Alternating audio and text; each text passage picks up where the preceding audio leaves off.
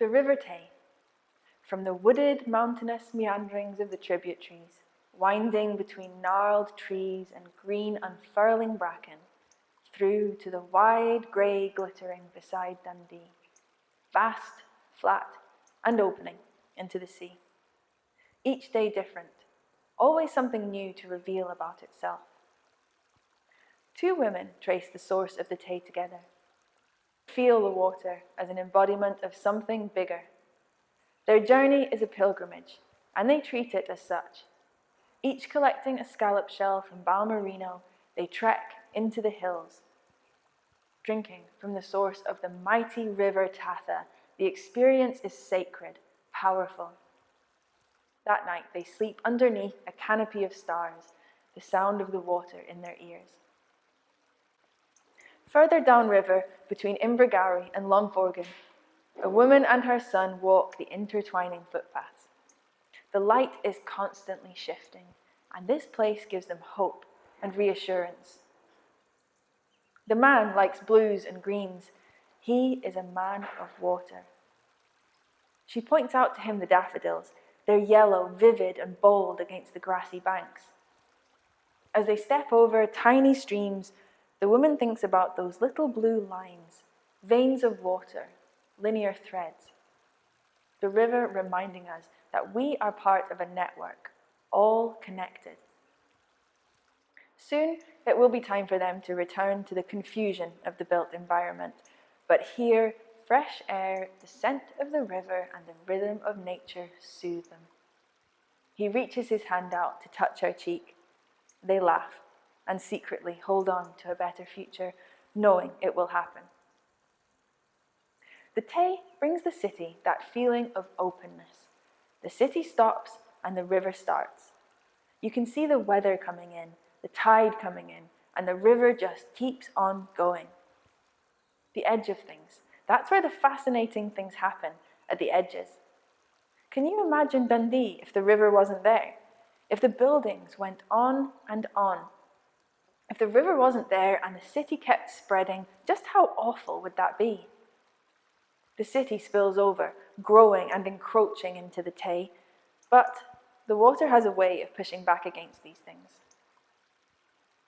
River is ancient, with a rich and fascinating history, and will keep on flowing into the future until all of us are long gone. But in 2020, the Tay became something more than simply a river.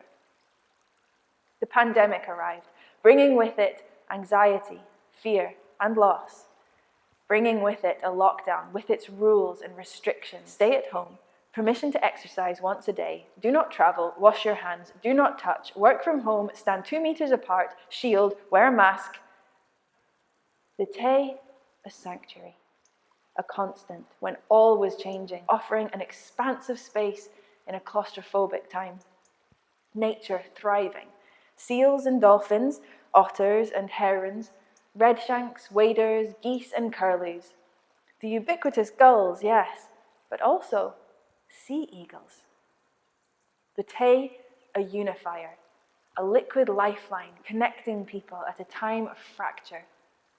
River encounters, walkers and cyclists pausing for a blether, folk in kayaks, canoes, paddleboarders and rowers, friendly conversation, a rare and cherished chance to talk. The Tay now a unifying force, fulfilling an important role. Down on Moncrief Island, slimy sand on the ground, a woman sits quietly under a bridge. Is she even allowed to be doing that? Is that in the rules? Nobody is about. She smells rotten mold and leaves, not death, but decay. Her elderly father is on the phone, recounting those oft-repeated stories of his childhood, satires of the 1940s on the island. In the confusion of dementia, the isolation of lockdown, telling his stories calms and grounds him, brings him back. On her regular wanderings by the river, she has seen people out looking. You don't see that very often, she thinks. People just standing, looking at what's around them. The pandemic has made them less afraid of being outside, instead afraid of being fined. Strange times indeed. Your eyes are drawn to the river. It's personality too varied to be defined, a mirror to the weather and the seasons. On a dreich day, the pewter surface multiplying the grey, depressing and oppressive. On a calm day, that glassy effect, the clouds and light reflected, almost shining. To some, bleak and dangerous, frightening and dirty. To others, a peaceful escape of clarity and respite. A group of friends take their regular dip in the cleansing waters at sunrise. Wetsuits, gloves, and woolly hats. The exhilaration of the cold, mind over matter until they are fully submerged, surrounded by the pink dawn and the blue sky, reflecting in the crystal clear water. They swim a few lengths, minds shifting perspective in the cold water. A friendly seal bombs alongside them, watching curiously. And then they're out, wetsuits off and clothes on, skin feeling warm, like being on holiday. A contented glow radiates through their bodies. Standing 2 meters apart, they smile to each other. Connected in their love of the river's refreshing embrace, they slowly make their way back to the real world. Steadily crossing the flat calm, no wind, 2 boats meet in the middle of the river. 2 tiny specks in a great expanse of grey calm water. On the river, a stranger becomes a friend. A smile, a wave, a cheery conversation on the changing tides can mean so much. In lockdown, these encounters are special and significant. A woman's footsteps trace a familiar path along Tensmere Beach. She is drawn to the water. The pandemic is surreal, and she feels the restrictions restricting her. And then she sees them. Dolphins. How magic is that? Quite incredible, she thinks, when you need a sign and then there's a dolphin. Nice when they come and say hello. She gives gratitude for the river. She can chuck her problems at it and it doesn't care. Calming, a reassuring presence. Her steps fall a little lighter on the walk home. The river is the evocative smell of seaweed when the tide is out on a sunny day. Downriver, under the bridge, adjacent to the port, the smell of wet steel, the bitter tang of heavy industry and oil. Yet, in other places, completely unspoilt.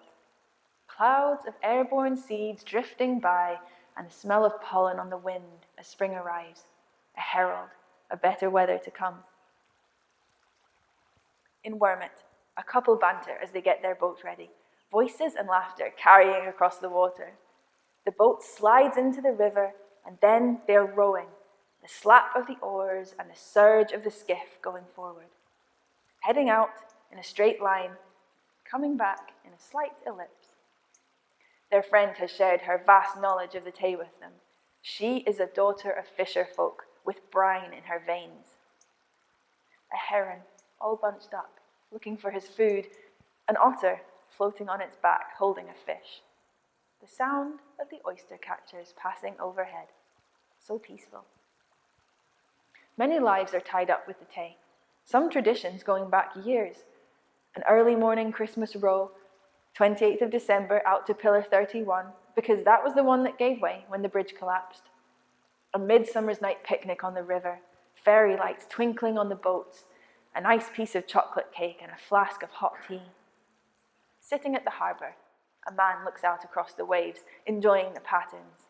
A big flat patch looks just like polished silver because there's no wind there, and every single ripple you see around it is the wind playing. It can be treacherous. You need your wits about you to know the tides and to keep your boat safely docked when there are white tips on the waves.